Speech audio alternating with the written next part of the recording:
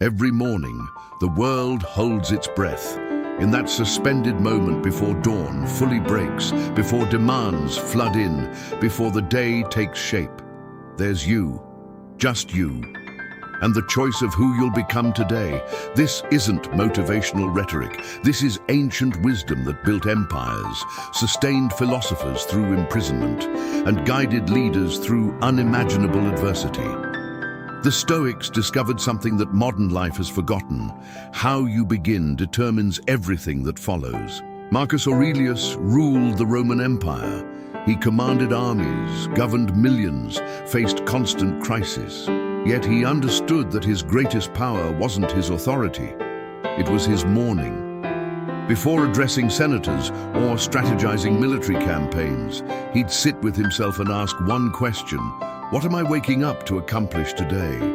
Not what meetings awaited him, not what problems demanded solving, but what kind of person he intended to be, regardless of what the day brought. That question changed everything.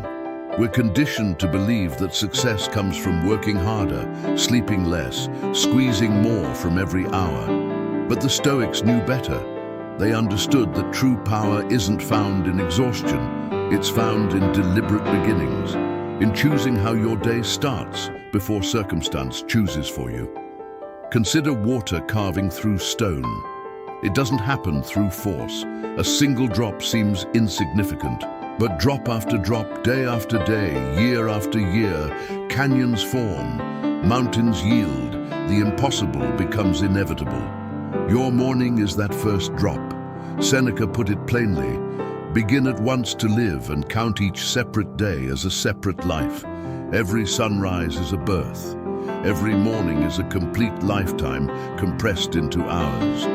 It has its beginning, its middle, its end, its opportunities and its tests, and most importantly, its moment of choice. When you wake early, you're not just gaining time, you're reclaiming sovereignty. You're declaring, I decide how this begins. I choose the thoughts I feed. I choose the energy I bring.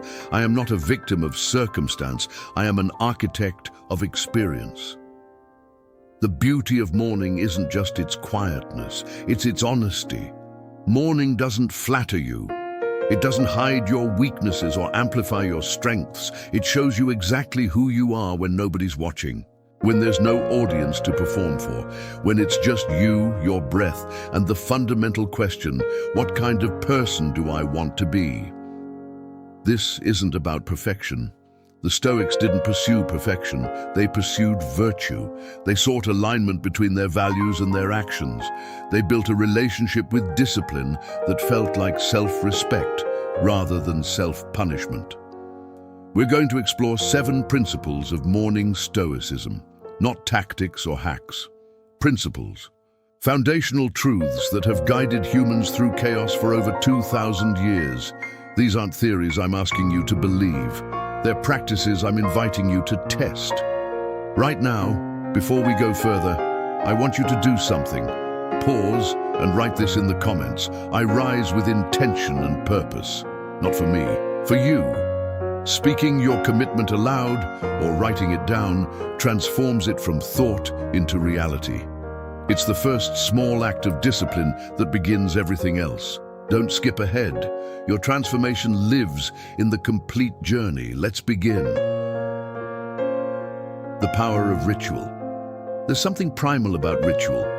Something that reaches past logic and touches the part of us that craves meaning, continuity, and connection.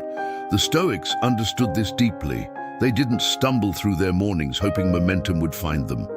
They built ceremonies, simple, repeatable acts that transformed ordinary moments into sacred ones. Epictetus taught his students about premeditatio malorum, the premeditation of challenges. But he also taught something equally critical: the power of consistent practice. First, say to yourself what you would be, he instructed. Then do what you have to do. Your morning ritual is where saying becomes doing. Think of a lighthouse standing against the sea. Waves crash, storms rage, winds howl. But the lighthouse doesn't move. It doesn't adjust based on conditions. It stands exactly where it needs to stand, offering the same light, the same guidance, night after night, storm after storm. Your morning ritual is your lighthouse. It's the fixed point in a changing world. When you create a predictable sequence, waking at the same time, drinking water, sitting in silence, setting an intention, you're doing something revolutionary. You're telling your nervous system, you are safe, you are grounded, we know what comes next. And in that safety, your mind stops spinning and starts focusing. The beauty of ritual isn't complexity, it's reliability. Your brain loves patterns, it craves them. When you repeat the same sequence daily, your brain begins anticipating it. The resistance you feel on day 1 starts dissolving by day 7. By day 30, it's not willpower anymore, it's just who you are. But here's what makes this stoic, rather than merely routine: intention. Anyone can go through motions. The Stoics infused their rituals with meaning. When Marcus Aurelius performed his morning sequence, he wasn't checking boxes. He was preparing his soul for the day ahead. He was remembering his values, his purpose, his commitment to virtue. So what does this look like practically? Choose 3 to 5 simple actions that ground you. Maybe it's lighting a candle and taking 3 deep breaths. Maybe it's reading a page of wisdom. Maybe it's looking outside and acknowledging the gift of another day. The specific actions matter less than your presence within them. Notice that word, presence. This is where most people lose the power of ritual. They create a routine but sleepwalk through it, physically there, mentally already in the chaos ahead. The Stoic approach is different. Each action deserves your full attention. Each moment is honored. When you drink water, feel the water. When you breathe, feel the breath. This is how ritual becomes transformation. There's a reason monasteries have bells, why sacred traditions have prayers, why elite athletes have pre-game routines. They all understand something fundamental. Consistency creates capacity. When your morning is predictable, your mind is free to go deeper. You're not wasting mental energy deciding what to do next. You're channeling that energy into presence, into growth, into becoming. And here's the paradox. This structure doesn't limit freedom, it creates it. When your morning is solid, when it's something you can rely on, the rest of your day has space to be flexible. You can handle surprises, you can adapt to challenges, because you started from centeredness, not chaos. The Stoics also knew something about imperfection. Your ritual won't be flawless every day. Some mornings you'll be tired, some mornings you'll resist, some mornings life will interrupt. That's okay. The power isn't in perfection, it's in return. It's in saying, yesterday I stumbled, but today I'm back. This is the practice. This is the path. So ask yourself tonight, before you sleep, what 3 simple actions will anchor my morning? What ritual will I commit to, not for a week, but for a lifetime? What sequence will become my lighthouse? Answer these questions and begin. You're not just changing your morning, you're changing the entire trajectory of your life. If this resonates, let me see your commitment. Right below, my morning ritual is my foundation. Watch how speaking it makes it real. Number 10, winning the battle before it begins. The greatest battles are won before sunrise, not on the battlefield, but in the mind. Not with weapons, but with decisions. The Stoics knew this intimately. They understood that the war for your day isn't fought at noon when chaos arrives. It's fought in those precious early moments when you choose your state of mind. There's a concept in Stoic philosophy called the discipline of assent. It means you have the power to choose which thoughts you accept and which you reject. But here's what most people miss. This power is strongest in the morning. Your mind is fresh, unburdened by accumulated stress and reactivity. This is your advantage. This is your window. Think of your mind as a fortress. Every day, countless forces will try to breach its walls.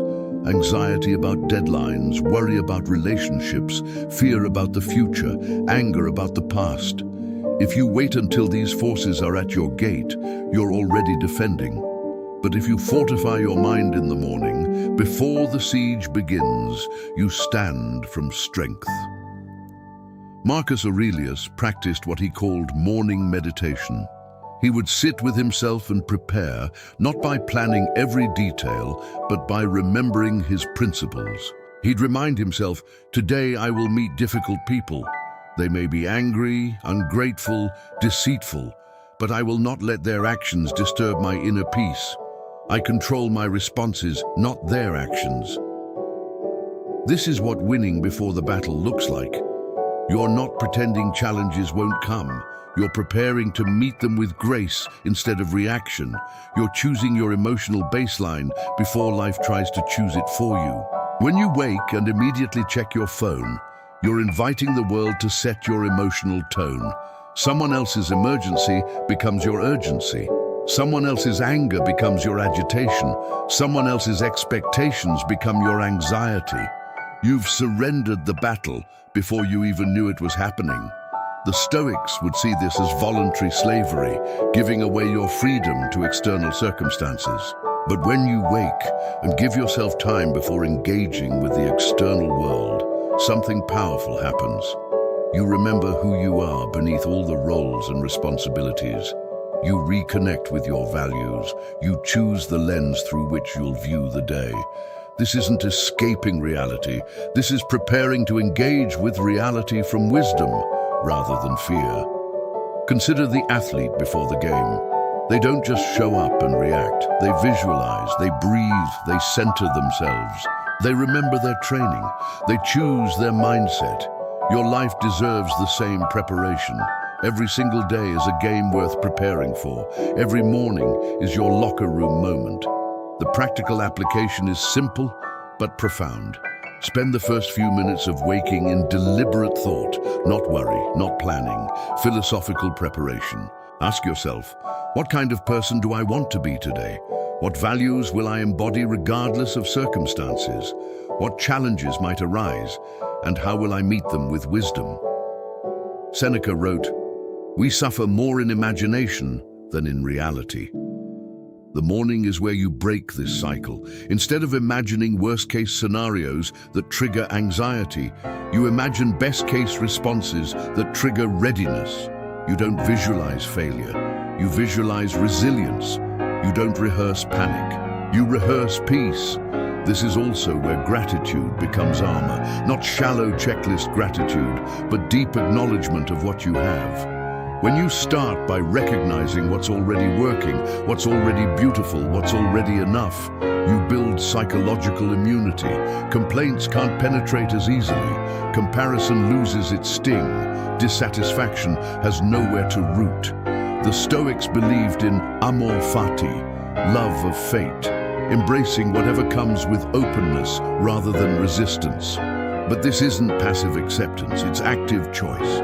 And that choice is made strongest in the morning, when you decide, whatever happens today, I will find the lesson, I will find the growth, I will find the opportunity hidden within the challenge. Here's the truth most people never realize. You don't need to control life to live well. You only need to control your relationship with life. And that relationship is established fresh every morning. It's not permanent. It's not fixed. It's a daily renewal of your commitment to respond with wisdom, courage, and grace.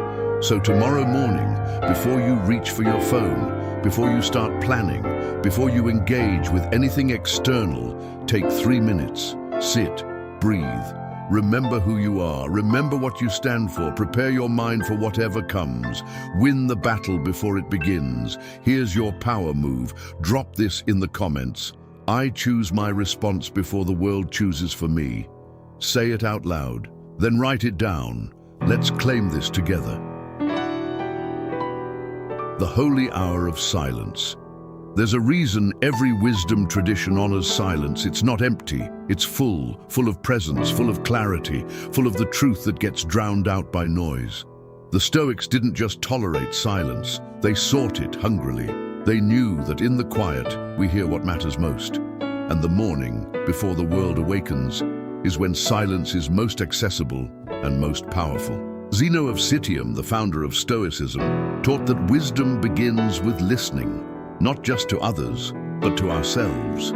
But how can we hear our own inner voice when we're constantly feeding ourselves external input?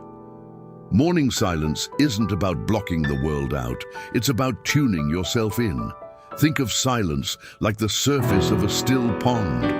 When there are no ripples, no disturbances, you can see clearly to the bottom. You can see the truth of what lies beneath. But the moment you throw a stone, a notification, a thought spiral, a rush into activity, the clarity vanishes. The morning is your opportunity to protect that stillness before the inevitable stones begin to fly. This isn't about meditation in the formal sense, though that's beautiful too. This is about something even simpler. Being, just being. Sitting with yourself without agenda, without trying to fix anything or become anything or achieve anything. Just breathing, just existing, just allowing the profound simplicity of aliveness to wash over you. There's a Japanese concept called ma, the space between things. Not the things themselves, but the space. The pause between notes that makes music meaningful. The silence between words that gives language power. The rest between movements that allows dance to breathe. Your morning silence is the ma of your life. It's what makes everything else meaningful. Western culture has trained us to fear silence. We fill every gap with sound, distraction, stimulation. We've forgotten that silence isn't absence, it's presence. It's not nothing, it's everything. In silence, you're not losing time. You're gaining yourself. You're not being unproductive. You're accessing the source of all true productivity. The Stoics practiced what they called retreat into the self. Not physically withdrawing from the world, but creating internal sanctuary. And the morning is the easiest time to access this sanctuary because the world isn't yet demanding your attention. The emails can wait. The problems haven't activated yet. The roles you play, parent, employee, partner, they're still dormant. In this space, you're just you. Here's what happens in that silence. Your nervous system regulates. Your stress hormones normalize. Your prefrontal cortex, the part of your brain responsible for wisdom, decision-making, and emotional regulation, comes fully online. You're not just sitting there doing nothing. You're physiologically preparing your entire system to function at its highest level. But beyond the science, there's something spiritual about morning silence. Not religious necessarily, but spiritual in the sense of connecting with something larger than your immediate concerns. When you sit in silence, you remember perspective. Your problems seem smaller. Your gratitude feels bigger. Your sense of connection to life itself deepens. Epictetus said, "We have 2 ears and 1 mouth so that we can listen twice as much as we speak." But he also could have said, "We have silence and noise so we can embrace silence twice as much as we create noise." In the silence, we listen to life. We listen to our intuition. We listen to the wisdom that's always been there, but gets drowned out by constant doing. The practical practice is beautifully simple. Set a timer for 10 minutes. Sit comfortably, close your eyes or soften your gaze, and do absolutely nothing. Don't meditate with technique. Don't visualize, don't affirm, just be. If thoughts come, let them pass like clouds. If feelings arise, let them move through you. You're not trying to achieve a special state.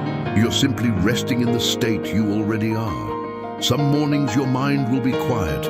Some mornings it will be loud. Both are perfect. The practice isn't about controlling your inner experience. It's about being present to it without judgment. This is how you build self-awareness. This is how you develop the capacity to notice your patterns without being enslaved by them. The gift of morning silence is cumulative. The first day might feel awkward. By day 7, you'll notice subtle shifts. By day 30, you won't recognize the person you were before. Not because you've become someone different, but because you've become more fully yourself. The noise was covering your truth. The silence reveals it. Listen, if you felt that truth, don't just nod along. Type it below. In silence I find my truest self. Let your fingers seal what your heart already knows. Down, moving with purpose, not pressure. The body remembers what the mind forgets. It holds tension, stores stress, carries yesterday's burdens into today's dawn. The Stoics understood that wisdom isn't just philosophical, it's physical. When Marcus Aurelius prepared for his day, he didn't just meditate, he moved. He understood that a stagnant body creates a stagnant mind, and that movement in the morning is a conversation between who you were yesterday and who you're becoming today. There's an ancient principle called pneuma in Stoic philosophy, the vital breath, the life force that connects body and soul.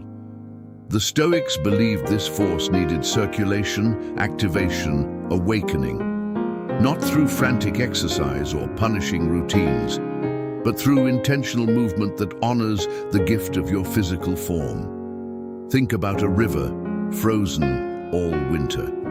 When spring arrives, the ice doesn't shatter violently.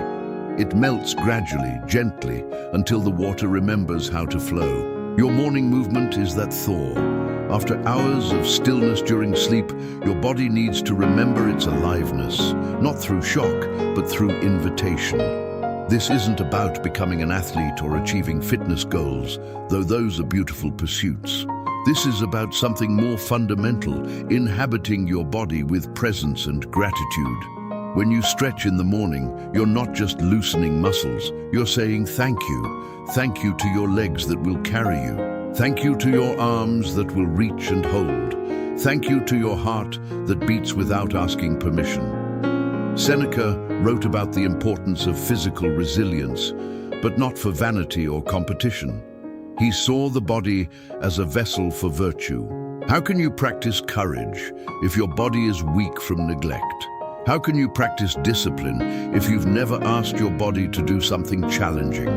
How can you practice wisdom if you're disconnected from the physical intelligence your body offers?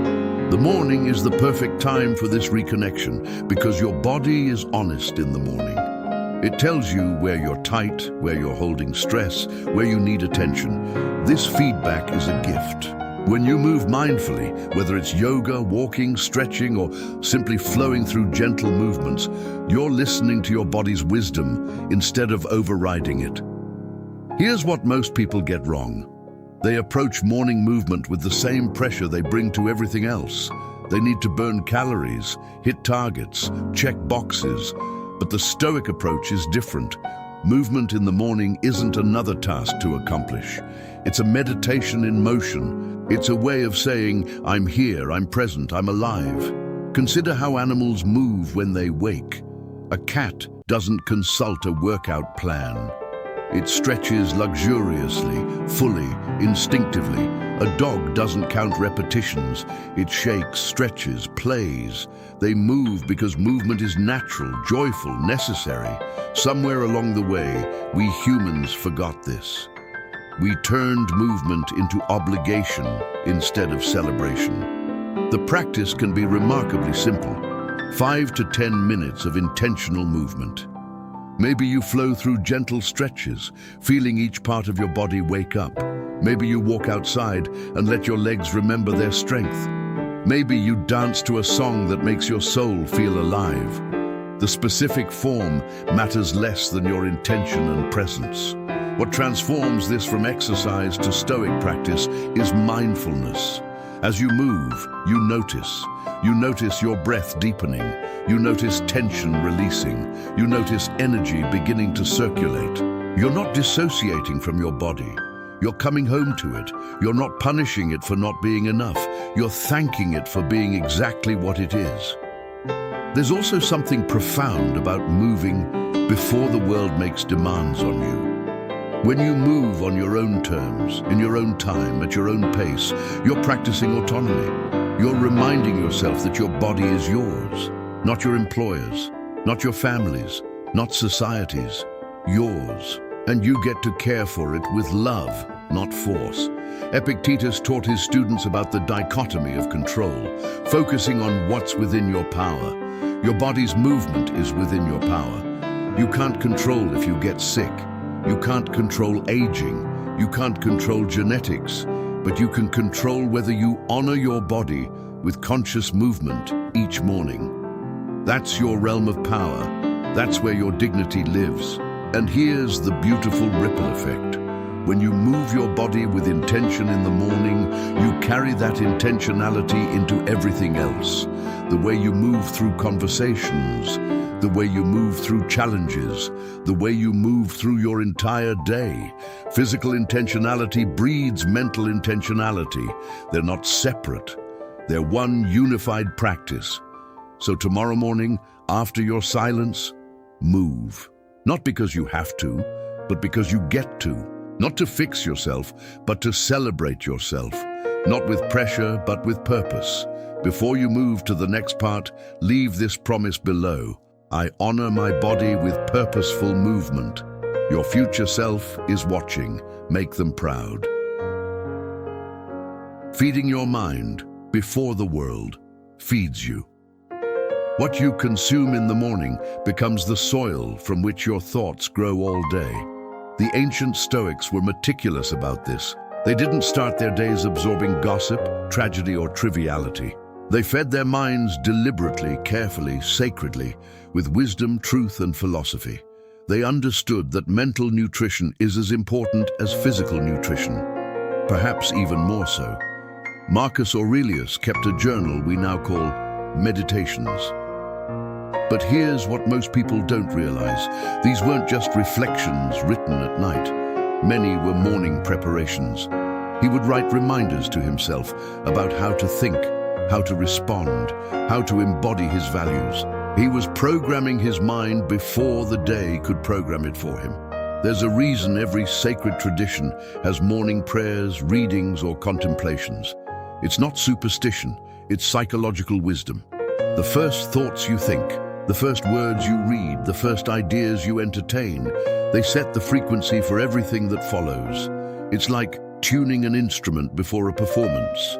You wouldn't start playing without tuning first. Why would you start your day without tuning your mind? Think about the difference between two mornings. In one, you wake and immediately scroll social media, absorbing other people's curated lives, manufactured outrage, and endless comparison. In the other, you wake and read a paragraph of wisdom from a philosopher, poet, or thinker who elevates your perspective. Which morning creates a person capable of wisdom? Which creates anxiety? The Stoics had a practice called morning reading of the philosophers. It wasn't academic, it wasn't about accumulating knowledge, it was about reminding themselves of what they already knew, but easily forgot under pressure. Seneca would read Epicurus. Marcus would read Epictetus. They fed their minds with truth before the world could feed them with nonsense. Here's the profound part. You don't need to read for an hour. You don't need to finish books. You need to read for resonance. One paragraph that lands in your soul is worth more than 10 chapters that pass through your mind without touching anything. Quality over quantity, depth over breadth, transformation over information. Choose your source wisely. Maybe it's Stoic philosophy. Maybe it's poetry that opens your heart. Maybe it's spiritual texts that ground your values. Maybe it's biographies of people who inspire your courage. The content matters less than the intention. You're choosing what shapes your thinking. You're being deliberate about the mental seeds you plant. There's a concept in psychology called priming. Whatever you expose yourself to first influences how you perceive everything that follows. If you prime yourself with wisdom, you'll perceive your day through the lens of wisdom. If you prime yourself with drama, you'll perceive your day through the lens of drama. You're not just reading words, you're choosing the lens through which you'll see life today. Epictetus taught, don't explain your philosophy, embody it. But how do you embody something you haven't reminded yourself of? Morning reading is that reminder. It's not about learning new truths. It's about remembering eternal ones. It's about saying, oh yes, this is who I want to be. This is what matters. This is how I want to show up. Late human. And here's the antidote to overwhelm. Your morning reading isn't another thing to stress about. It's not homework. It's nourishment. It's medicine. You don't force medicine down your throat begrudgingly. You take it gratefully because it heals you. Approach your morning reading the same way. This is healing for your mind. The practical application is beautifully simple. Keep one book, one journal, one source of wisdom by your bed or in your morning space. Before you engage with any other input, before news, before messages, before screens, read one page, one paragraph, one passage. Let it settle in your mind. Let it infuse your thinking. Let it become the foundation of your day. Some mornings, a single sentence will be enough. It'll hit you differently. It'll illuminate something you needed to see. Other mornings, you'll read more, drink deeper. Both are perfect. The practice isn't about quantity. It's about consistency and quality. It's about feeding your mind before the world tries to fill it with junk.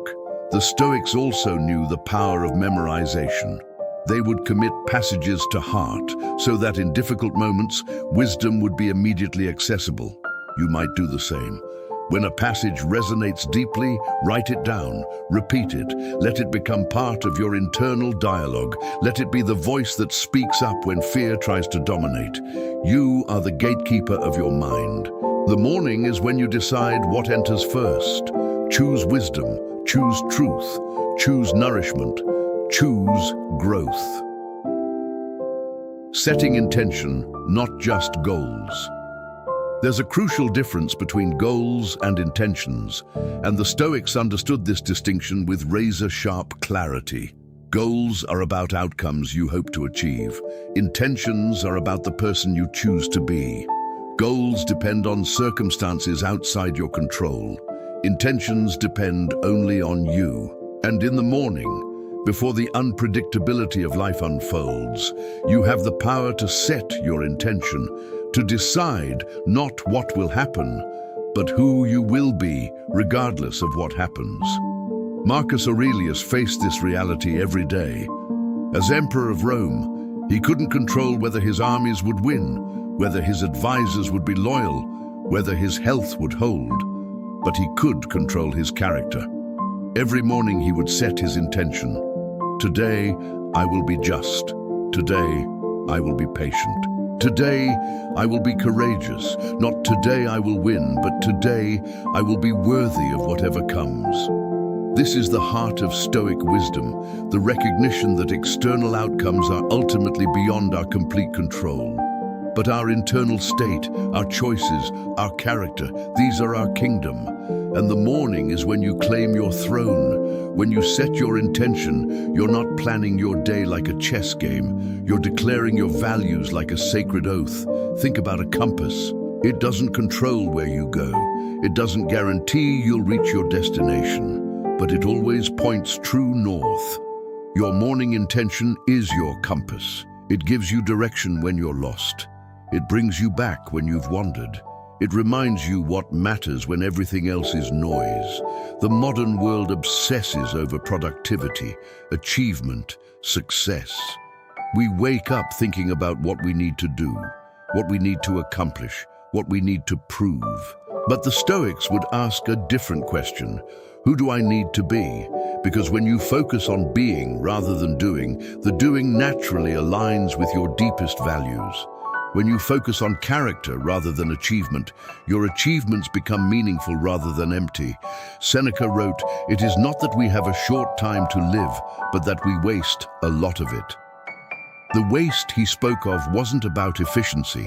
It was about living without intention, going through the motions, reacting instead of responding, drifting instead of directing. Your morning intention is how you stop the drift. It's how you become the author of your day instead of just a character in someone else's story. Here's how this looks practically. After you've been silent, after you've moved, after you've fed your mind with wisdom, you ask yourself one powerful question. How do I want to show up today? Not what do you want to achieve, but how do you want to be? Present, patient, courageous, compassionate, honest, peaceful. Maybe today your intention is to listen more than you speak. Maybe it's to respond with grace when someone is difficult. Maybe it's to stay grounded when chaos swirls. Maybe it's to offer kindness even when you're tired. These aren't tasks to check off. These are ways of being to embody. They're not about perfection, they're about direction. The beautiful thing about intentions is that they're always within your control. You can't control whether someone cuts you off in traffic, but you can intend to respond with calm instead of rage. You can't control whether your project succeeds, but you can intend to give your best effort regardless of outcome. You can't control whether people appreciate you, but you can intend to act with integrity anyway. Epictetus taught about the prohairesis, the faculty of choice, the power to decide how we respond to life. But this power isn't automatic. It needs to be activated, reminded, strengthened. Your morning intention is that activation. It's you telling yourself, today I remember my power. Today I choose consciously. Today I lead myself. There's also profound freedom in this practice. When you set an intention instead of just goals, you release the anxiety of outcome. You stop measuring your worth by results. You start measuring it by alignment. Did I show up the way I intended? Did I embody my values? Did I stay true to who I want to be? These questions are answerable. These questions are empowering. Write your intention down if that helps. Speak it aloud. Hold it in your awareness as you move into your day. And here's the key, revisit it. When you find yourself stressed at noon, pause and remember. What was my intention this morning? Let it recenter you. Let it guide you back. Some days you'll embody your intention beautifully. Some days you'll forget it by breakfast. Both are part of the practice. The Stoics weren't about perfection. They were about return. They were about getting up one more time than you fall down. About remembering one more time than you forget. About choosing one more time than you react. Your morning intention is your declaration of autonomy. It's you saying, life may throw anything at me today, but I know who I am. I know what I stand for. I know how I want to move through this world. And that knowing, that clarity, that commitment, it changes everything. Stop scrolling, stop waiting. Write this below. I choose my character before life chooses for me. This isn't just a comment, it's a contract with yourself.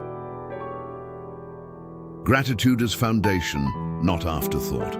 The last principle is perhaps the most transformative, the most countercultural, the most powerful. Beginning your day with gratitude. Not the superficial kind where you list things mechanically, but the deep, bone-level gratitude that changes how you see everything. The Stoics called this amor fati, love of fate. But it starts simpler than that. It starts with opening your eyes and recognizing the profound gift of another breath. Another morning, another chance. Marcus Aurelius would begin many of his morning meditations by acknowledging what he had. Not just material things, but the gift of consciousness itself. The ability to think, to choose, to love, to grow. He wrote, "When you arise in the morning, think of what a precious privilege it is to be alive, to breathe, to think, to enjoy, to love." This wasn't naive optimism. This was a man who faced war, betrayal, plague, and loss. He chose gratitude not because life was easy, but because gratitude made life bearable. Here's what most people misunderstand about gratitude. It's not about denying difficulty or pretending everything is perfect.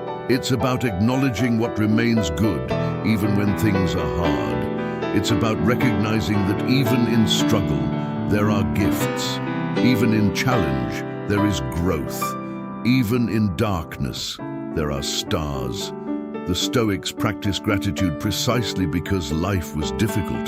Gratitude was their anchor in the storm. Think about two people facing the same challenging day. One wakes focused on what's missing, what's wrong, what might go badly. The other wakes acknowledging what's present, what's working, what's possible.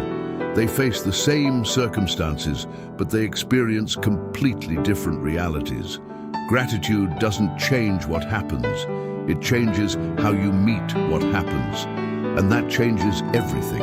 There's neuroscience behind this ancient wisdom. When you practice gratitude, you literally rewire your brain. You strengthen neural pathways that notice beauty, connection, and possibility.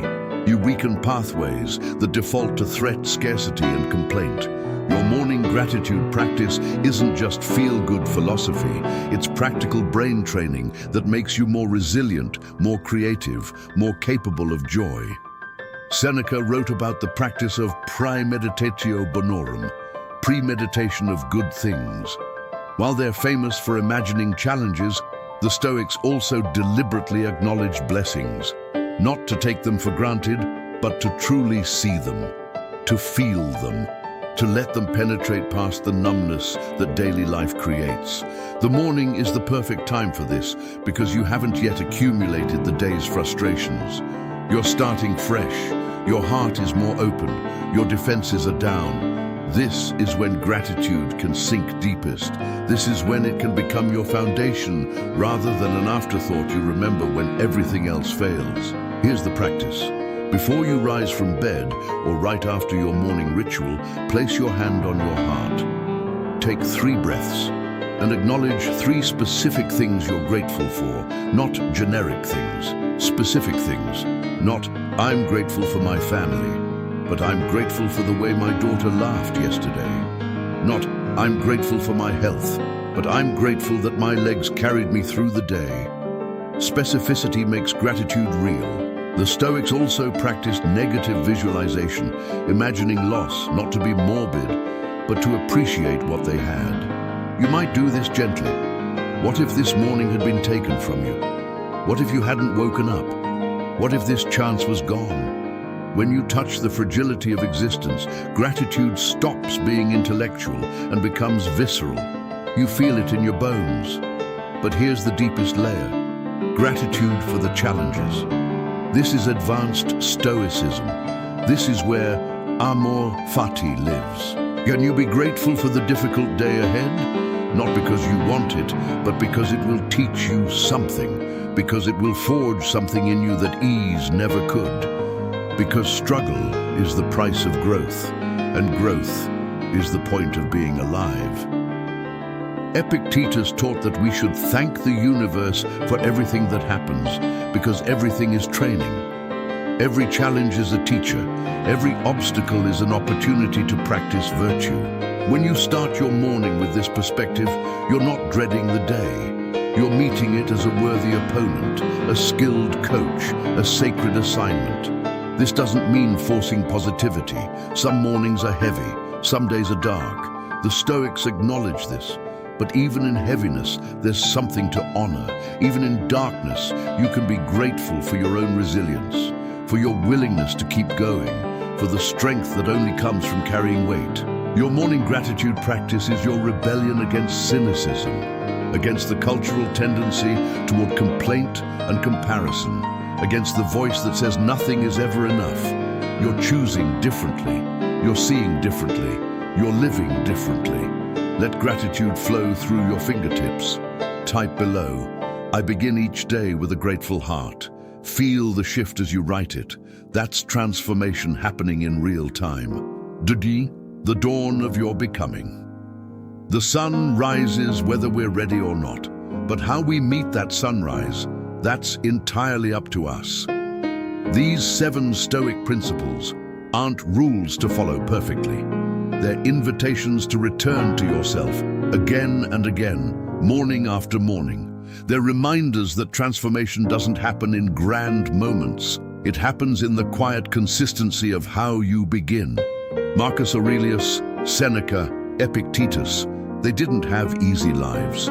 They faced everything we face and more: war, loss, betrayal, uncertainty. But they discovered something timeless. The morning is your reset button. No matter what happened yesterday, you get to begin again today. No matter how many times you've stumbled, you get another chance when the sun rises. Your morning isn't just preparation for life, it is life. Each one is a complete experience, a small lifetime with its own beginning, middle, and end. When you treat it as sacred, when you fill it with ritual, silence, movement, wisdom, intention, and gratitude, you're not just improving your morning, you're becoming the person you were meant to be. The world will always pull at you. It will always demand, distract, and disturb. But before the world wakes, you have this time, this space, this choice. Use it wisely. Use it consciously. Use it as the gift it truly is. So tomorrow morning, when that alarm sounds, remember, you're not just waking up, you're rising, you're claiming your life. You're practicing the ancient art of living well, one morning at a time, one choice at a time, one intentional breath at a time. The Stoics are with you.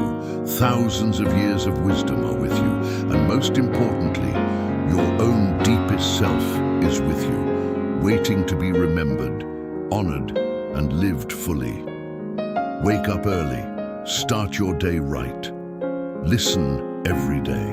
This is how transformation happens. This is how you become who you truly are.